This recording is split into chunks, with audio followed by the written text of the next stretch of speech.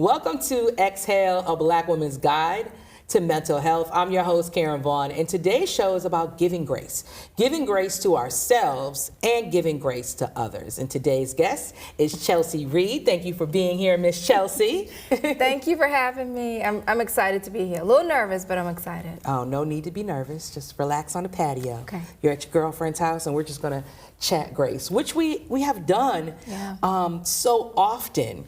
And that's why I asked you to be on the show, because we've been having these conversations about giving grace to others, and just having that moment where we step back or we step forward in giving ourselves grace. And I'll share with you and bring everybody up to speed on our conversations about grace. It all kicked off for me in October. Last October, I got really sick, having migraines, and I just couldn't function.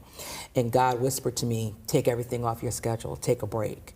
And I'm like, a break? What is that? You know, I have a busy schedule. It's fourth quarter. You know, you're gearing up for the new quarter and ending the year strong. And I felt as if, how am I ending the year strong if I'm taking everything off my calendar? There's so much to do. But I listened. I took everything off my calendar except for Chelsea's event, which was in December. And I was like, I'll feel better by December. I'll be okay. You know, I love working with you in the Mind Trust. And 2 days before that, I got really sick. I had a sore throat, ear infection, I believe. It was some type of upper respiratory infection. And I reached out to Chelsea, and I figured, like, I'll just get better. You know, you're doing all the things, all the medications, you know, all the hot toddies that you can just to get through. And I sent you a text and letting you know I could not do the event for you. And I felt really, really bad, and that, you know, I was not living up to the expectation of what I said I would do for you. I'm a woman of my word. I feel integrity is everything. So just picking up the phone to write that text, I was nervous, right? And you sent me the text that I would say just really changed my outlook on a lot of things. And you even want to say, like, changed your life, because I leaned into grace even more so from that text. And I'll share it with everyone. You know, I text Chelsea, told her I wasn't able to do the event. And not only did you text me, but it was immediate. And it wasn't like you were waiting for the three bubbles. You're like, oh, what's going on? Is she okay? Is she mad? And you sent me this text back. Hi, Karen. I understand. You take care of yourself. There's only one you. Thank you for not pushing yourself into an unhealthy way. Us women rarely do that. Us mothers rarely do that. Give yourself grace. Thank you many times over. I will inform the team. Then a couple of days later, you text me back, drink some tea, Netflix, Amazon Prime, Paramount Plus, etc., and chill. Sending health and lightheartedness your way, and be a good patient. Let family care for you when they try or offer. So there's a whole lot of things in there, but just thank you for that text, because it helped me put my guard down of feeling as if I was not a woman of my word. But it also taught me that it's okay. It's okay to step back. I have to step back to move forward. And that's what God was telling me in October, but I wasn't being a good patient. And I tried anyway. I put my foot out there, and he was like, nope. Yeah. So not only did I take everything off my plate that day for what I thought I would be able to do in December, but I basically did the whole first quarter until around March, because I felt as if I needed time to figure out what I was learning in this process, taking time for myself, taking time for my family, enjoying the weekends. I'd never had, 3 or 4 months of straight weekends of doing absolutely nothing. And I really like it now. So, maybe a couple times a month I'll do something on the weekend, but now my weekends are mine. They are my me time, my self-care Saturday, my self-care Sunday, my grace weekends, but they will be no longer booked and busy. That's not the weekend. But I wanted to share that text with everyone, and just kind of what I was going through at the time, and trying to push forward, and just allowing to give myself grace through your text, right? And then you giving it to someone else. So with you being able to give grace to someone else, I wanted to talk to you about how you began your journey of giving yourself grace. That's a really big question. Yeah. And people have given me grace along the way. Yeah. Truly. And just like so many of us, women and Black women, we all have a journey, a heavy journey. And my journey, it's the heaviest moments. I feel like it began, almost 2 decades ago, where similar to what you were saying about health. Yeah. And God will say, I'm going to whisper some things to you. Are you going to do it? And it's specific to health and taking care of yourself. And I did not. And I had to, so I navigated that through, support and things like that. And so ever since then, I've, really been on a journey around being intentional, to think through what is it that I need, what things have I accomplished, in order to give myself a little space for grace. Yeah. Because, I tend to be a perfectionist. I just do. I tend to love hard and give hard in every aspect of who I am and the hats that I wear as a person, and I'm grateful for those hats. I mean, I thank God for those hats. Yeah. But I also realize that through a journey, that if I'm not okay, then I can't wear any of those hats, and I can't be good at any of those things. And sometimes, you can't do. You need to propel yourself in a way in order to do or be. And so for me, I tap into, whether it's petty compliments or affirmations or reading the word or anything like that, or being grateful, and bragging on God and how He's worked in my life truly, in order to help me propel myself in order to do or be, whether it's being a wife or a mom or an entrepreneur or whatever that is. But my journey began truly almost 2 decades ago when I was sat down. Mm-hmm. And many times that's what it is. Yeah. We are put in our place to be still and reflect and have a true understanding of, wait, I need to get myself together because, and it goes to, I have too much to do. Yeah. Right? I have my community, my family, and there's so much that I'm doing. I want to make an impact. And this is for everybody, right? I love my job. What will my coworkers do, right? You're thinking of how you have to be there for everybody else, but not taking the time to be there for yourself. So we look at life as not limiting ourselves and having limitless living. But there are times when we have to acknowledge and be kind to ourselves and give to ourselves what we're giving to everyone else. We give everyone else grace from time to time. Yes. Right? Yeah. But we have to learn how to give ourselves grace, especially when things don't go as planned. Yeah. Right? Especially when you're trying to find parking on the Circle to now come visit us here. We're not on 21st in Meridian, 10th and Meridian anymore. Yeah. We're on the Circle. Everybody asks, where do I park? And I'm like, well, here's a couple things that you could do.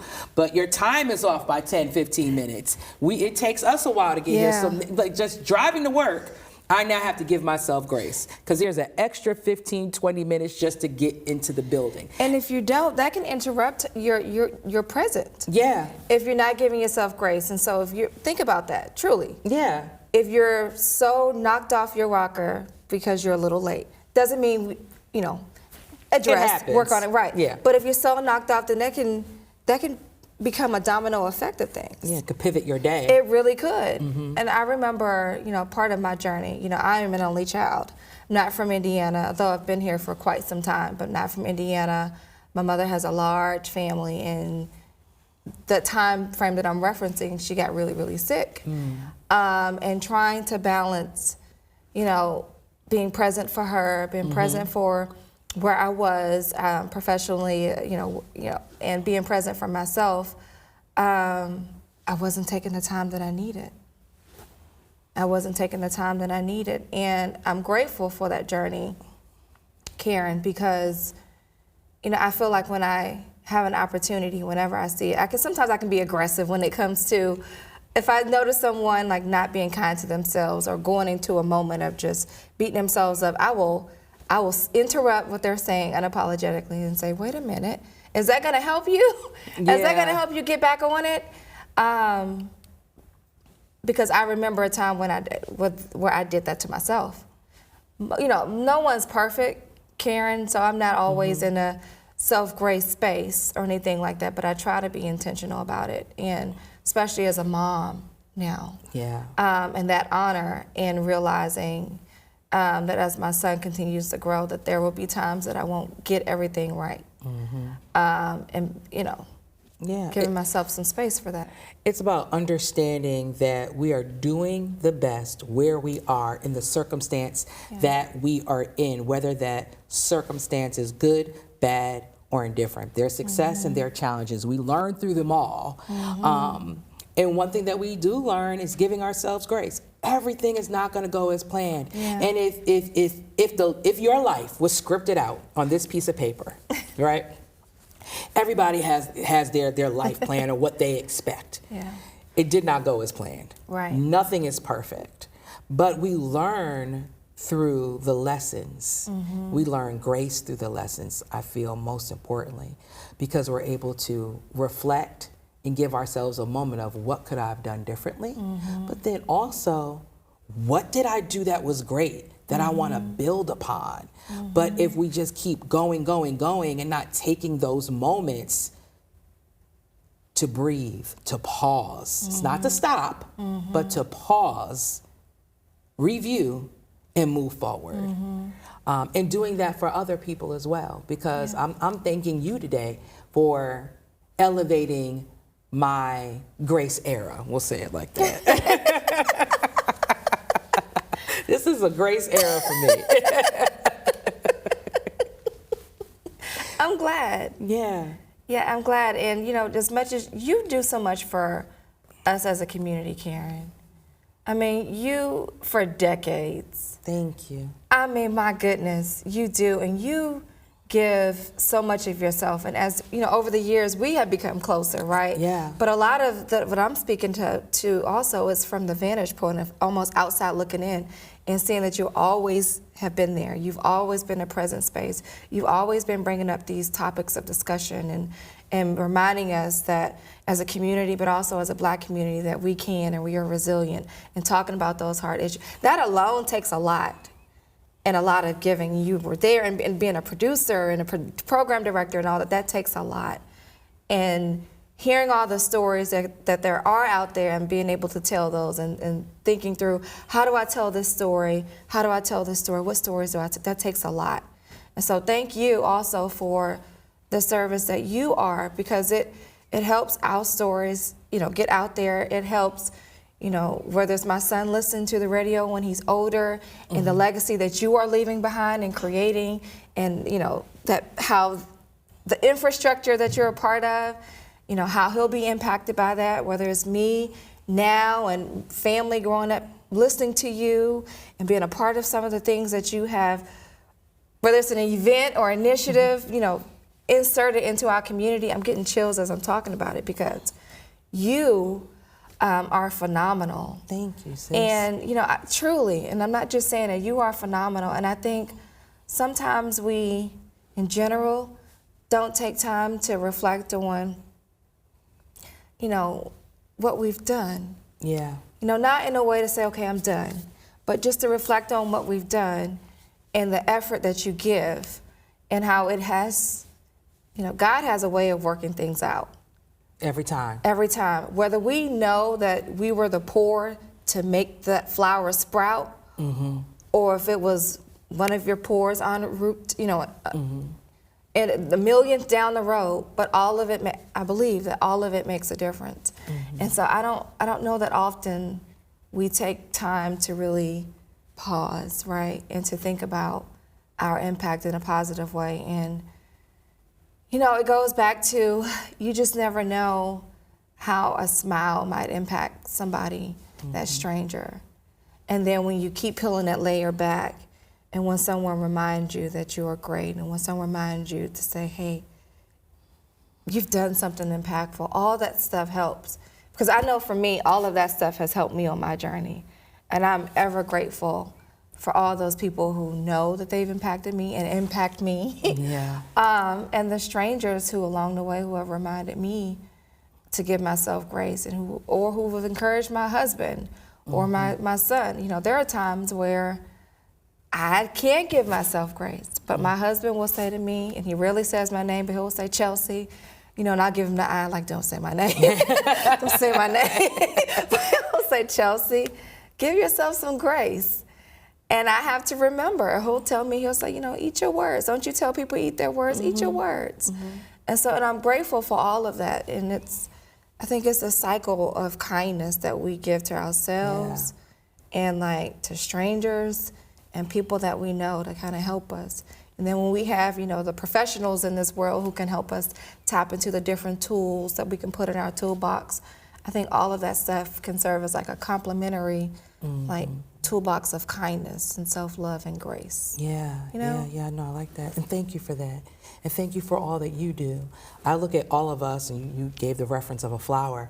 We all are petals of that flower, of grace and of impact, right? And what we can do to better our community. Because we want to leave it better than we received it, just like our ancestors before us. So whatever we can do to bring awareness, resources, entertainment, a good time. We love having a good time. We need a good time, right? Because just to break it all up, because life isn't perfect and life isn't great, but we have to celebrate those good times, right? So when we are able to do that on a consistent basis, I want to go from being of a place where we're always talking about hustling and struggling to thriving, right? When think about thriving and what that means, you're moving up.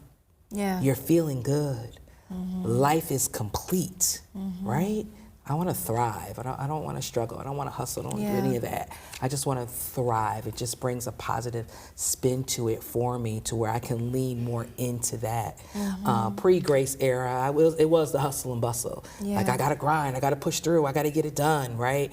I'm going to still get it done, but get it done through a different path that I'm carving for myself. And I'm glad that, you know, I'm able to share that here, you know, on this show, on Exhale.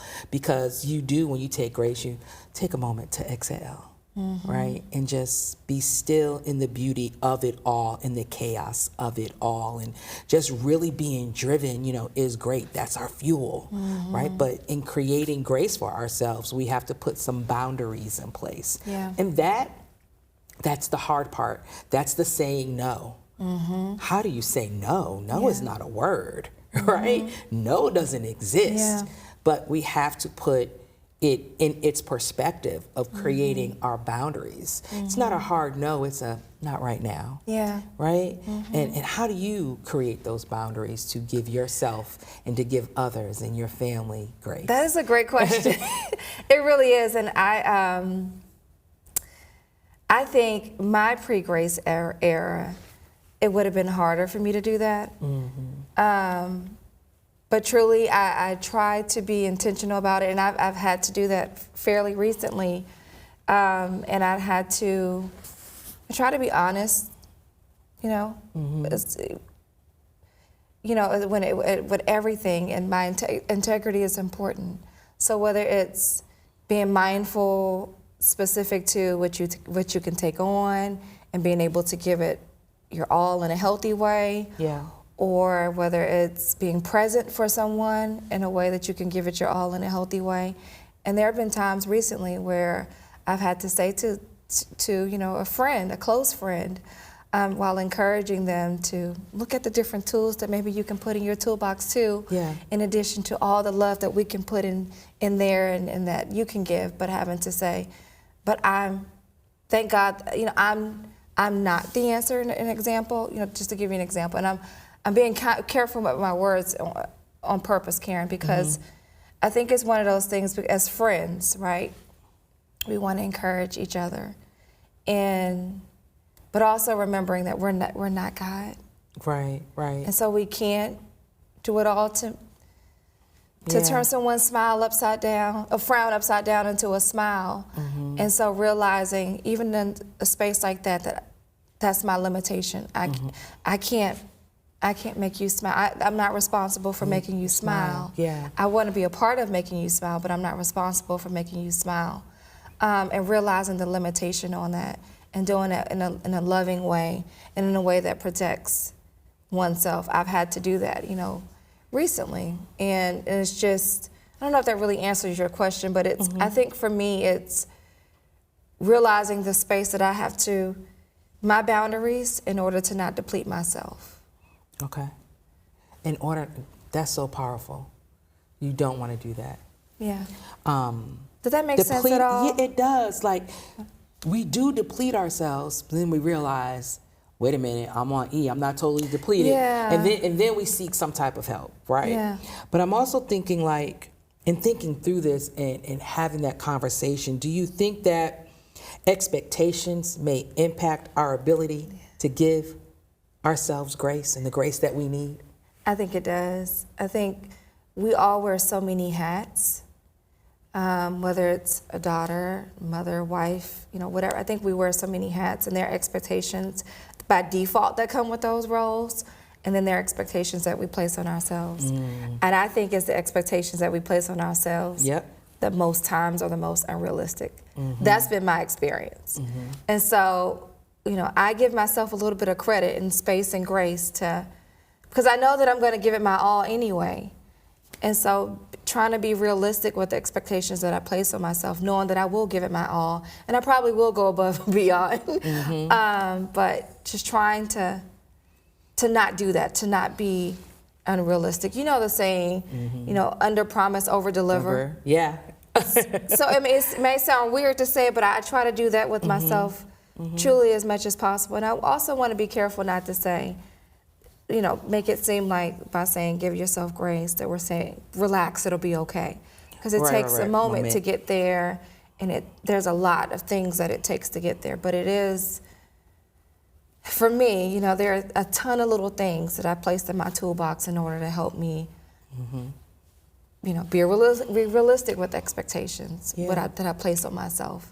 And being realistic when there is something that's placed on me and I have to say a hard no, or not right now, or not in the way that you might want me to be able to do it, but I can do this. Right. Right.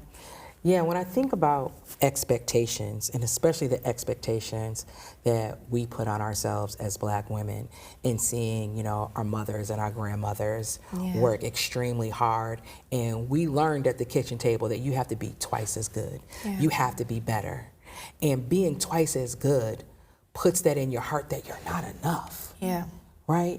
So there are many times when we're like, if I have to be twice as good, then I gotta be triple as good, right? I have to be good 10 times over just to be able to be in the space of others that may not look like me, but it's constantly being hammered that I have to be twice as good. So we don't even start by giving ourselves grace because we feel as if we can't. We've seen the women before us just keep pushing through. Now, they may have given each other grace, but we didn't see that part. We didn't see it. I've learned it now. Now when I go into my mother's bathroom and I see all the lotions and potions, right? Like that was her self-care moment when she was taking a long bath, cooking, or cooking and relaxing.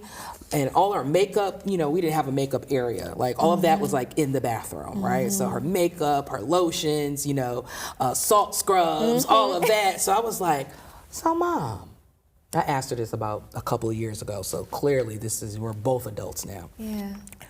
Was the bathroom your safe space? Was that where you went just to like get away from it all? And she said, oh, absolutely. And would say, yeah, and I knew you were all in my makeup, but I just didn't say anything. Which is hilarious because my mother is a couple of shades darker than you. And here I am all in her makeup trying to figure it out. So I can do a mean contour when I'm ready. But I was always in her. It just felt fun to go in the bathroom and explore, right? But that was her safe space, right? That's where she could let her hair down and let it go. And not worrying about being twice as good, but just being Jacqueline. And we have to get to that space where we can just be Chelsea. We could just be Karen. We could still be twice as good, but it has a different meaning. Yeah. And I think that's where my faith aspect of grace comes into play, because over time I've grown to trust timing a lot more. Yeah. And the aspect of grace and faith, where it's doing your part, is, it's grace in terms of doing your best, being okay with that, and knowing that whatever will happen will happen. But then the faith piece, when I look back on my life and seeing how God has made it all happen in His time, and nothing that I could have even thought to have prayed for, and how just God and His timing. There's a story. I'll try to make it quick, and hopefully I can make it clear. Take your time. We're on the patio. Take your time. I'm gonna try to make it clear. But when I get to talking about flowers, I really get into this la space, because a lot of my being present comes from watching flowers. Okay. And my favorite times of the year is going out in the early spring, like March, February, kind of a thing, because you think nothing is gonna grow. Like, what's growing right now? Right. And you go outside and see that there are things peeking, whether it's the crocus or some of those other, the daffodils or whatever. You see it peeking through, and how that heavy, harsh condition is what it needed to thrive. But I've got this story about, it's not the tulip that I told you about earlier. Okay. There's another story about, we were redoing our backyard. Okay. And I was just learning how to garden, right? Still learning how to garden, let me say that. And I had planted all these bulbs in different places of the yard where I wanted things to be, but it wasn't growing right. And I was outside looking at my stuff not growing one evening. And my husband noticed that I was pretty disappointed about it. And so fast forward a little bit, later that year for anniversary gift, he built me a raised flower bed. Aww. A part of that project, we had to dig up everything that I had planted in that space. So I dug up every single thing that I planted in that space. And then if you've ever built a raised flower bed, then there's there's the construction of it, of course. But then there's also, where there's the mulch and the rocks and the dirt and all the barriers you have to put up to make sure that weeds aren't coming up. Yeah. To make sure the soil is healthy and things are thriving and stuff like that. So we did all this work. I pulled up everything and put stuff where I wanted it to be. Fast forward again. That spring, favorite time of the year, go out and start looking to see what's popping up. And I noticed that something that I had planted was blooming outside of the flower box. Wow. So think about that. It survived me digging and pulling everything up. All the barriers that we put down to make everything that we were gonna plant where we wanted it to be intentionally, and to grow and grow well, to make those things grow well. But there was this little plant that was like, no, God's got me. I'm gonna grow right here. And that spring sense, so this particular flower, it begins to bloom in the spring, sprout in the spring, but it blooms in the summer. Okay. And so every summer for like the last 7 summers, this particular flower blooms in front of my raised flower bed. But I think, going back to what I said a few moments ago about God's timing and grace, right? And doing your part, of course. So the other flowers that I planted, they grew just fine, and they grow just fine. But the plant that grows in front of that raised flower bed is very unique. It's the only one like it. And rabbits don't bother it. I mean, the condition, for whatever it's worth, God protects that little flower. And that timing, it was, I could go on and on about this flower, but when I think about grace, I think about it in that way. And I have these reminders oftentimes that are visual when I'm in the garden or in the yard around God's timing and placement and the grace that these flowers, or weeds even, have to endure to grow. And I guess going back a little bit to that tulip, for the viewers listening, I've got this tulip that is in a location where I've got a bush that is growing and kind of blocking the view of this tulip to get the sun. So now I've got this tulip in my yard that's like on the ground, bending back and upwards to get the sun. So this tulip is doing whatever it needs to do. Yeah. To get the sun. To flourish. To flourish. To thrive. To thrive. Yeah. To be present, not worried about what the other flowers over here might be thinking about it, leaning back, you know. Maybe we should do that sometime. You know? Just sit back. That means we should be in the Chase Lounge, lean back, looking at the sun. Yes. Just taking it all in. Yeah, I took us down a rabbit hole, but... You did, but it's okay. It was a good rabbit hole. Yeah. Because, you know, those are both beautiful stories that teach us about resilience and definitely, you know, God's timing. Yeah. The first flower that you talked about took its time. Said, I'm not rushing for anybody. I'll get there when I get there. I'll be on time when I get there. But I'll get there when I get there. I am not going to cookie cut this. I am not going to rush. I'm going to be authentically me and perfect when I rise. Yeah. Yeah. And I work with a lot of youth. Like one of the things that I did in another life, I worked in another life. Yes, I worked at my alma mater, and I worked with you know, young adults, and I stay in touch with them. And a lot of my conversations is reminding them some of the same things. It's gonna be okay. It's gonna be okay. Look at how far you've come. Yes, you've got a journey. We all do. I'm still on a journey, but look at how far you've come. Give yourself some credit. Yeah. Yeah. When you put it in that perspective, because you always say to me, be present, right? And sometimes we can be present to the point that we don't reflect on what we've done. One thing that I started, one of my producers from Philadelphia, he was typing in his computer. I was like, what are you doing, right? He was like, oh, every day I write a note to myself of something that happened that was positive for the day. And I try to write 3 of them down, right? Or something that I did good today. And then every month I go back and reflect. And every year I go back to reflect just to show where I've come and where I'm going, but what I've done and what I've been able to do. And I just thought that was so powerful as a young man, as a senior in college, to really reflect on what he has done. And many times we're so much, you know, in the grind or trying to be twice as good, right? Yeah. That we don't think about how twice as good we were a million times back. Yeah. And just really sitting in that space of accomplishment, of being celebratory, because we're always moving forward when sometimes it's okay just to be present in it. And just understanding that we are applying grace in everything that we do. And in applying grace is applying kindness. Yeah. Yeah, and you said that early, you know, grace and kindness go hand in hand. Yeah. Yeah, yeah. We don't always do that, but and going back to something else you said, it's when you've given yourself grace, knowing that you've done your best, worked your hardest, because, I mean, it is a reality that we as Black people do have to, you know, grind in a different way than some of our peers. But when you've given it your best, and chances are you've already grinded it out. Because you're being twice as good. Because you're being twice as good anyway. And then marrying that with trusting, timing.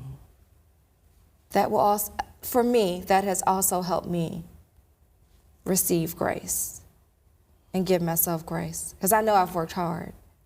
We all have a lot of work to still do. I want to be careful not to don't hear what I'm not saying. Right. But, you know, just, you know. Yeah. Be. Yeah. To be. Yeah. I like that. Grace is another superpower that we'll talk about. And I just hope that as you move forward in your day-to-day, that when things happen, good, bad, or indifferent, that make you pause. That's that little voice inside you saying, giving you grace. We're giving ourselves grace, but we have to listen to it. We have to be present in it. We have to think of grace as being a positive thing and not limiting ourselves to saying we're not doing something right. It's that, no, we're doing everything the way we're supposed to be doing the way it is intended for us, because we all have different paths. But we intersect at Grace and Kindness. Yes, we do. We do. Yes, we yes. do. As we Yeah, we did do. back in December, where we intersected at Grace and Kindness. And it's like taking on someone else's energy. You, through a text, put that on me. And I am eternally grateful for that. Because now, for me, I'm giving myself grace, but then I extend it to others as well. So we're just going to keep this circle of grace and kindness going. How about that? Thank you, and thank you for sharing that, and thank you for having me. And I'm eternally grateful to people who have helped me to see that, the importance of that. And thank you for sharing. You know, Thank you for giving. Yeah, I receive it. Okay, see, we give and receive I on receive. Excel. Yes, I receive.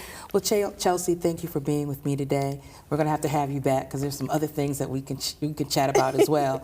And I want to see your garden too. Okay. I'm going to send you a picture. I want to see the flowers. I'll send you a picture. Okay. Yeah. Thank you all for watching, and just remember to always exhale and be well.